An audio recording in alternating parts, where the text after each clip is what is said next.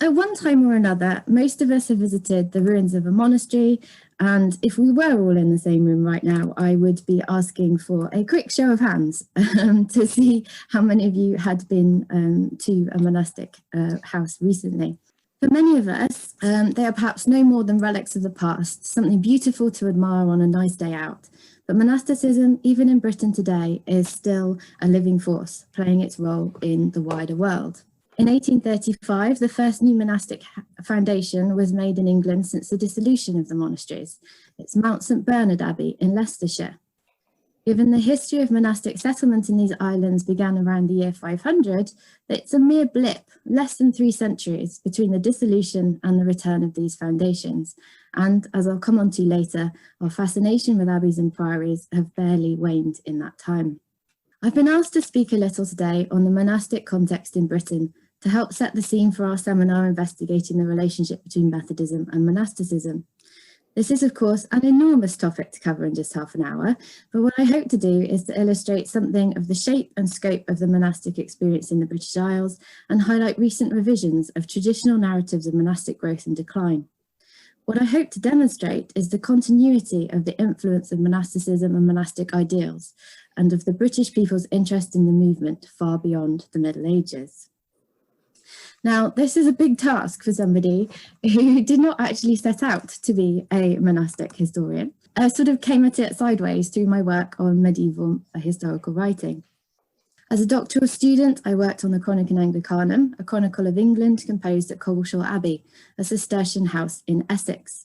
It's a great read if anyone's interested, opening as it does with an alternative outcome of the Battle of Hastings. Instead of dying on the battlefield with or without an arrow in his eye, Harold hid among the dead until nightfall, then hastened away to somewhere near Chester, where he lived as a hermit for the next 150 years or so of his life. Supplementing a rich tapestry of history woven from the writing of others, the chronicle contains much new and unique information. Eyewitness accounts of the Third Crusade and Richard the Lionheart's unfortunate death, the atrocities of King John's reign, especially his attempts at taxing the Cistercian order, and marvels witnessed by locals in the countryside around Essex, the most famous of which some of you might have heard of. It's the Green Children of Woolpet. I don't know if that's familiar with some of you. I became fascinated by the community which compiled this history. They ostensibly belonged to the Cistercian order, but they had been Savignac, one of the many smaller houses and orders which were incorporated into the Cistercian order as it grew in the 12th century. But it did not seem to conform to the strong Cistercian identity pushed out by the centralised PR machine of the general chapter. They forgot, for instance, to add the date of the order's foundation to their chronicle. And you can see here on the screen where somebody went back through editing the document and decided that it was probably an important thing to include in a Cistercian piece of historical writing. Decades later, however, when faced with the threat of taxation by King John, the house at Coggeshall retreated to that central kernel of Cistercian identity in response to that external threat. This layered nature of monastic identity, at once cloistered and separate from the world, focused on the contemplative life, a life devoted to God, seemed oddly concerned with the world outside and the events being played on a local, national, and even international stage. They were the keepers of Christendom spirituality, fighting through their prayer and sacrificial removal from the world for the good of all in their daily struggle, but also keepers of its secular history. My interest in this multi-layered outlook was compounded by my work on Dunstable Priory, an Augustinian house located not that far from Luton Airport, if you're wondering. The Augustinians were a new breed of monk, their canons more outward-looking than the Benedictines and Cistercians, devoting more of their time to working with local communities through the provision of alms, education, healthcare, and so on. But even in the pages of Dunstable's annals, we see a concern for the world beyond its community, the politicking of 13th century, such as Magna Carta, the unwelcome influence of the Savoyard faction in the court of Henry III, the unwanted presence of Italian clergy in English ecclesiastical circles, and a continuing fascination with crusading activity in the East. As I grappled with this layered identity and the multiple ways in which the cloistered communities were enmeshed with the wider world, I became increasingly aware of all the rigorous and raging scholarly debates in the field of medieval monastic studies. In fact, there are so many that my colleague at Lampeter, Professor Janet Burton, co-edits an entire journal and associated book series on the subject. And that's the Journal of Medieval Monastic Studies, if anybody's tempted to follow that one up. It's about to be it's in its 10th year now. These debates are many and varied, but inevitably challenge the traditional narrative of the cloistered world, whether it be within the British Isles or beyond. It's not surprising that this narrative cycle has held sway for such a long time. It is indeed attractive, a cycle of charismatic beginnings, a flourishing, and then an inevitable decline before a new ideology emerges with a new champion, and so the cycle begins again. Despite this cyclical nature, a linear narrative emerges of a movement that is always forward-looking, driving reform and striving for perfection.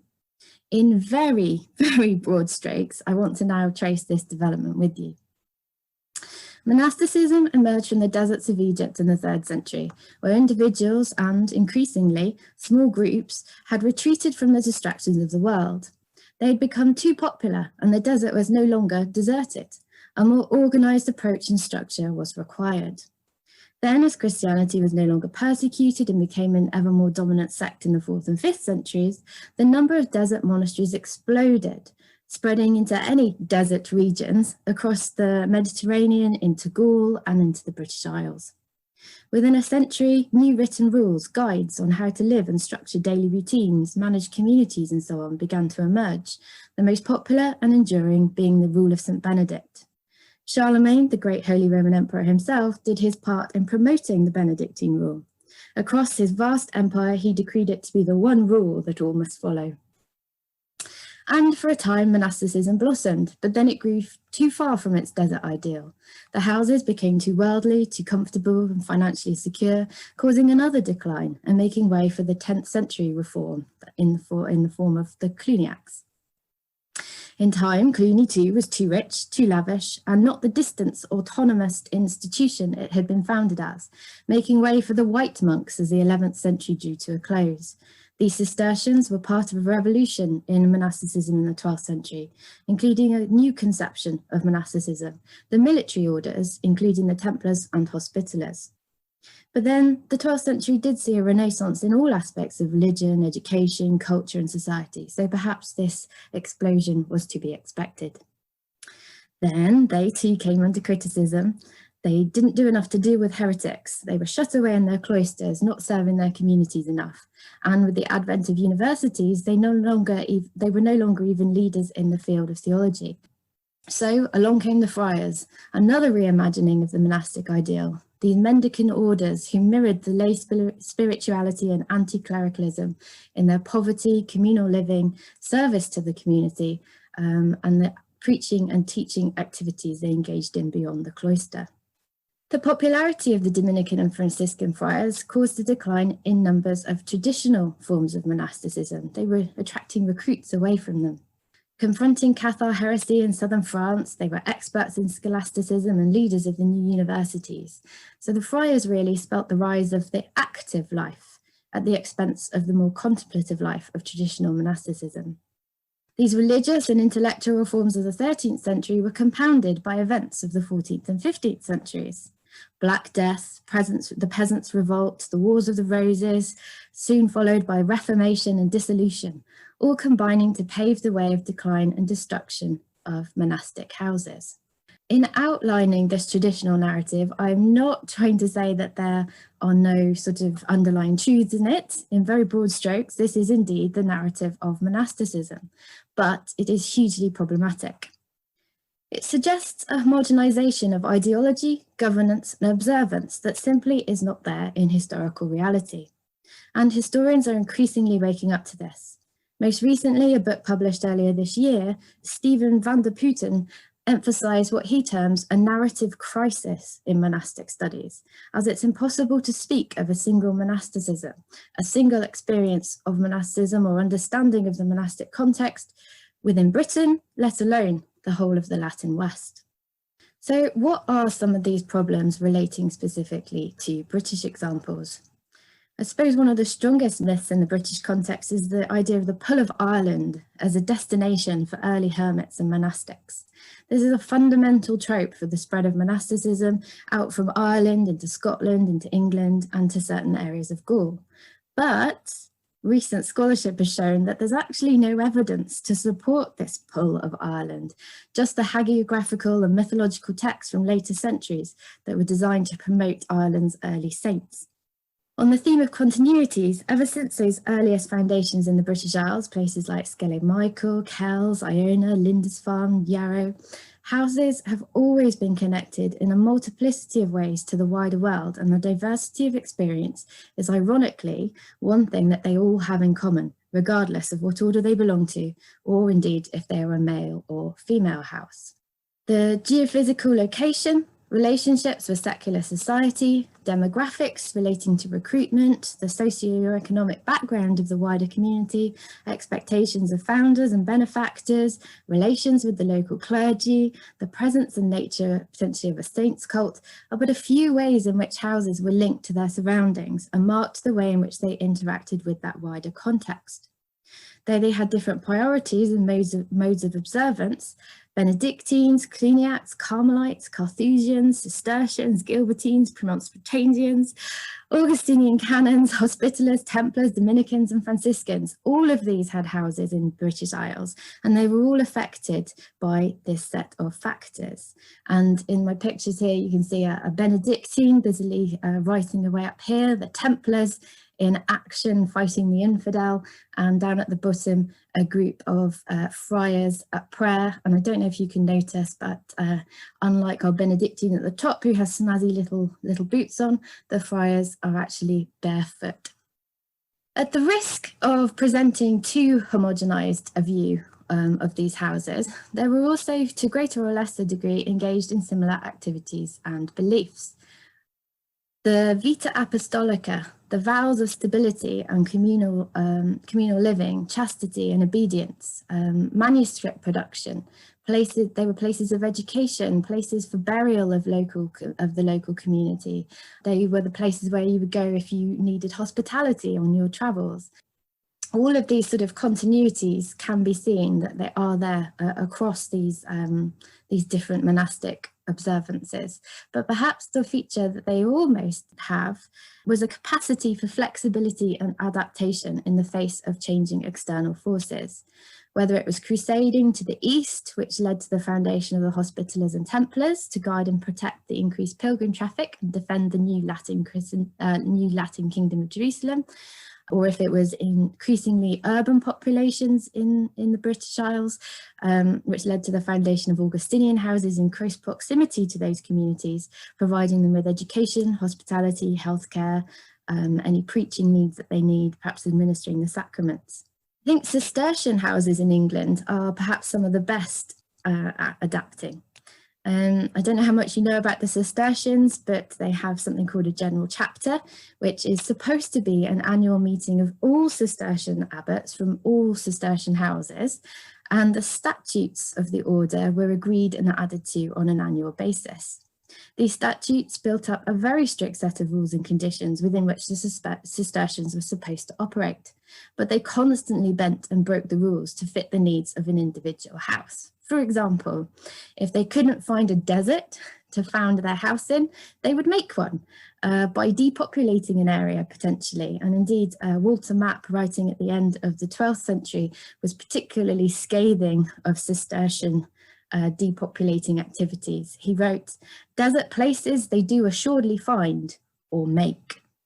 A good example of this is Kirkstall Abbey in Yorkshire, where Hugh de Lacy granted some monks from nearby Fountains Abbey some land upon which to establish a new house, but it already contained a church and 2 villas. These were flattened to make way for the new abbey buildings. They even had to relocate a further community to set up one of their granges, one of their outlying sort of farms that they ran.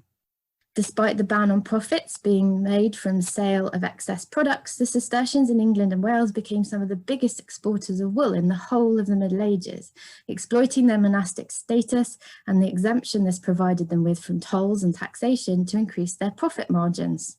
They established a truly international market for their wool, with shipping contracts, export licenses, and even futures trading with cloth merchants in Flanders. But can this continued ability to adapt and be flexible bridge even the enormous gap that was provided with came into force with the dissolution of the monasteries? The traditional narrative, supported by evidence from the Valor Ecclesiasticus and the commissions of the Court of Augmentations, is one of inexorable decline in numbers and income, leading inevitably to dissolution and a fading away of any form of monasticism in the British Isles. And yet, part of the reason why I imagine we're here today is that the monasteries did not just vanish into nothing. They didn't just disappear. Even in the British Isles, even in England and Wales, where the dissolution was faster acting than Scotland and Ireland, traces and continuities can be found. Beginning in 1536 with the Act of Suppression, monastic communities in England and Wales had all but disappeared by the end of the decade. The process took longer in Scotland and Ireland, in part due to the peculiarities of the landscape and administrative systems, but across the whole of Britain, by the end of the 16th century, the institution of monasticism was what has often been referred to as in terminal decline. Following the Act, houses with fewer than 12 inmates or an annual income of less than 200 faced suppression.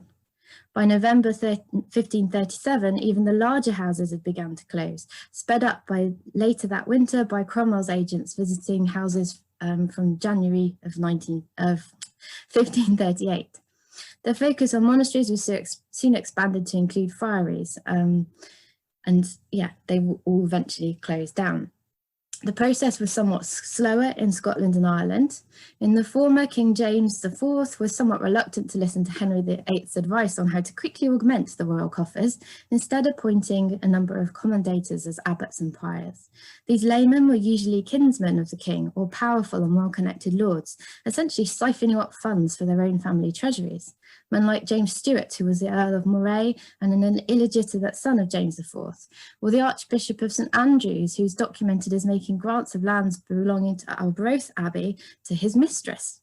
The Act of Suppression also applied to Irish houses. Those houses more easily accessible were closed down first, but the process was much more protracted for those situated beyond the Pale. Here, the motivation for suppressing the monasteries was less about generating revenue, as the houses were often too poor to be of any consequence. However, what they were rich in was land that could be redistributed to immigrant communities to encourage new settlements. Despite some resistance in the form of the Pilgrimage of Grace, which was not solely concerned with the fate of monastic communities, the dissolution was eventually successful in closing down the movement as a form of religious expression on these shores. But even this narrative of dissolution needs to be challenged. We've already mentioned differences in timescales across Britain, and despite the employment of professional demolition gangs, not all houses were razed to the ground either. It was simply too expensive. It was much more common to simply strip the roof from a church and the chapter house, the heart of the house, without which continued religious presence was not possible. So, even if abandoned by the communities who had once lived and worshipped there, the architectural remained as markers in the landscape. And here you can see rather beautiful remains of Fountains Abbey in Yorkshire. The treatment a house received was once more dependent on a combination of external factors, its location and proximity to urban centres in particular. In Yorkshire, for example, where the houses were relatively remote and building materials like timber and stone were in ready supply, it made little sense to lug heavy cargoes across difficult terrain. It also depended on the desirability of a house. To the prospecting gentry, if a house was easily converted, you could obtain a country house and established estate in a single easy purchase. And indeed, that's what happened here at the rather beautiful Laycock Abbey. Research into the fate of monastic estates in Wales post-dissolution by one of my PhD students, Heather Parra, has revealed something further. A continuity of tenants and land ownerships that bridges the chasm of dissolution. The same families who'd been benefactors of the monasteries bought the land and maintained the same tenants, working the same fields, and many of those field boundaries are still in place today. Other abbeys and priories located nearer to urban centres were easily converted into cathedrals. Here we can see Bristol Cathedral, at whose heart is the old Augustinian canon chapter house. But the same is true of Oxford, Gloucester, Peterborough, Chester. They're all fine examples of this. What's interesting about Bristol as well is that the Augustinians, who had once provided education to the people of Bristol, right next door to the cathedral, there's the cathedral school. So there's that continuity of provision of education in this place as well.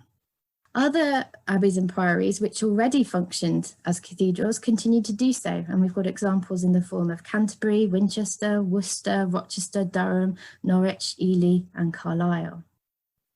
In more remote locations, monastic churches continued to be used as parish churches, although they often had to be adjusted to more appropriate dimensions by sort of building a wall across and demolishing the bit that was no longer needed. In all of these cases, though, we can clearly see a continuity of occupation and even usage in some cases right up until the present day. Even in the cases of ruins, the romantic, crumbling edifices remained as markers in the landscape, eventually attracting the attention of artists and antiquarians. As early as the 1600s, romanticized crumbling ruins began to feature in the backdrop of popular artists like Claude Lorrain. Admittedly, originally these were classical edifices and temples, but as the popularity of the Grand Tour grew, giving rise to more affordable versions, there were few ruins more remarkable in the landscapes of the British Isles than the ivy-clad monastic houses. And so we have guidebooks like William Gilpin's Observations on the River Wye, first published in 1782, which made Tintern Abbey, which you can see here, a must-see tourist destination. By the 19th century, Gothic revivalist movement meant that it had become positively fashionable to have a ruin on your estate. In fact, one of the most famous architects of the day, a chap called James Wyatt, was commissioned to build a new monastic house at Fonthill. And you can see a couple of designs here on the slide for what he wanted to build. And in true medieval style, the tower, as soon as he'd built it, it did fall down. So it was a kind of ready-made ruin right from the very start. Popular literature continued the interest in monastic heritage. Walter Scott's probably the best example with his Waverley novels. You can see his mansion here at the top, which he rather grandly called Abbotsford. And he was buried here in the very romantic ruin on the Scottish border at Dryburgh Abbey. Before long, photographic societies were taking day trips to abbeys, aided by the new train network and the guidebooks published, like this one here, published by the Great Western Railway. I believe it was 5 shillings when it first came out, and the first print run of something like 20,000 was sold out almost immediately. It took rather longer to shift the copies of its partner publication on cathedrals. Abbey ruins as destinations were even part of the railway's promotional material, as you can see here in this rather beautiful poster of Tintern Abbey that was produced in 1930. So, albeit in a slightly different way, monasteries and priories continue to be important structures within today's landscape, sites of interest for the modern pilgrim, otherwise known as tourists. As was once the case in the 12th century, monasteries have risen again to be at the forefront of intellectual change and development. For over a decade now, monasteries have formed case studies for innovative new research in the digital humanities. Monastic Wales and its spin-off venture, Monastic Ireland. There's also the Cistercians in Yorkshire project, the beautiful reconstruction that I showed you at the start of Tintern Abbey, and most recently at Exeter University, a project called Digital Dissolution. I'd like to take some of these ideas further in my own upcoming research.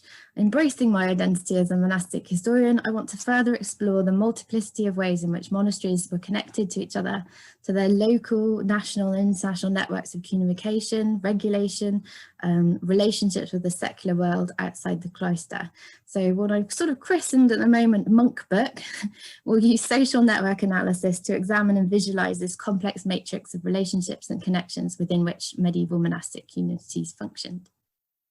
When faced with such a momentous event as the dissolution of the monasteries in Britain, I was unsure of how we'd be able to trace any continuities between the golden age of medieval monasticisms and our own time. A love of learning and desire for God, as Leclerc put it, their roles as institutions of knowledge, history and education would only go so far. Those functions in wider society and the continuation of belief in certain, dare I say, monastic values, I suspect will shape much of today's discussion.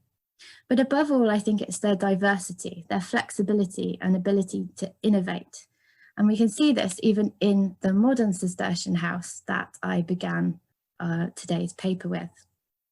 When the viability of farming as a means of supporting the community at Mount St Bernard Abbey became apparent in 2013, they drew strength from their knowledge of traditional monastic industries and current trends in society, and lighted upon brewing.